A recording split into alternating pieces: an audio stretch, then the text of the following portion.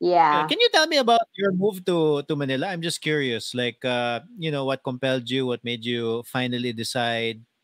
When? Funny kay to kalit kaayo to. As in grabe to kakalit. I think if I remember correctly, they were trying to fly me in for a promotional event for Patay na si Jesus. And then they asked me, okay, Chai, here we're gonna buy you a ticket for this date.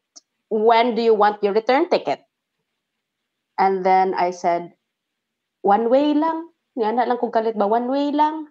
And but I was already staying bunking with at the house of a friend of ours here sa Makati temporarily because there was another project that I was doing, which was Espeto. Um, so actually I already have a lot of my stuff, some of my stuff na there in anak bitaw, pero dili pa gito siya full nga move. Kaya I was still paying rent diri sa diha sa Cebu. So niuli ko, and then I need to go home for July because nasunod mo ko sa Vispap adto, and then I had to be there for Vispap.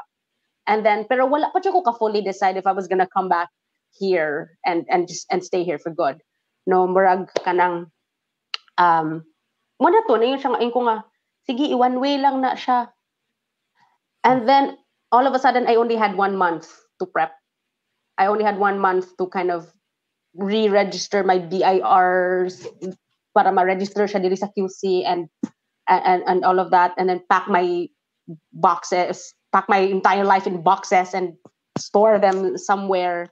And then I remember the day that I rode that flight on the way here na kay murakog na ambot mo ako nagpanic attack very light kay I realized nga that was the last time I was gonna cross Mactan Bridge as a resident of Cebu City.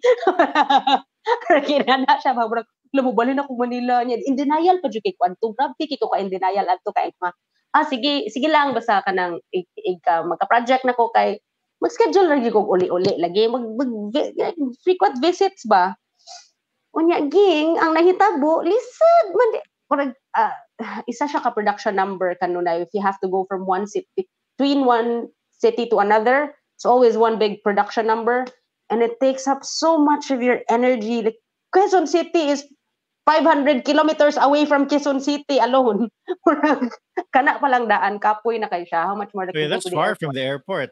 the airport. Yeah, let's just how Yeah, much you like go to the airport pa. Diba? So Manila murag is a totally different animal to live in. Grabby. yeah, Like it's a moving from city to monster. city is not a good idea.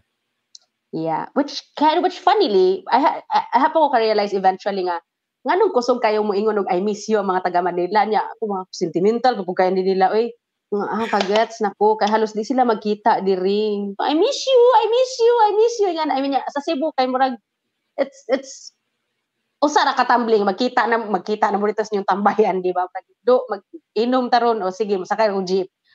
And then you're there like and I was wondering, I was really, really wondering in the beginning why people from Metro Manila, if people from Metro Manila were just like sentimental like that, or they're just a little more emotional like that. No, because lisod kaayo makikita og mga tao, and you actually really do miss people because it's just there, and you're so near yet so far, mga kind of thing. So, I think that's like mo I siya. remember thinking that also like when watching like the audiences in Manila, like when they watch Mm-mm, a gig, when yeah, mm-mm, since kanang here like you watch a gig, it's like asa man taron? Sige, tanaw ta gig. mm, Murag like dali na kay ba? uh, And yeah, there, uh, kay murag it really is like all right, guys, we're meeting at this time. We're gonna uh, meet here. We're gonna go there together. right. And then like it's like a you're right. It's like a production number. So in a way, they enjoy it more. No, kay Yes. it's harder to do. No, Yes. And Rashad, which is I a good thing, deserve by to the way. enjoy this concert like extra hard because it took so much for me to get here. So I guess yeah, I guess that the difficulty in transportation also contributes to why they're more appreciative of the stuff that they watch or the concerts that they go to, the gigs that they go to. Diba? Parang, tingawa ko na observation da. Ganahan na pud ko. Ito. Well, How Manila does long have teach you you some been stuff. there? Oh yeah, for Um, sure. How long have you been I there? moved. I moved here August of 2017. So 2017, tulon, oh my God, tulon ako katuig diri. 3 years naman dai ko diri. Yeah. It doesn't feel like 3 years though. It feels like murag last year ako nibalhin because I still don't feel like kanang bitong um lisod kaayo mo feel like kanang taga diri nako.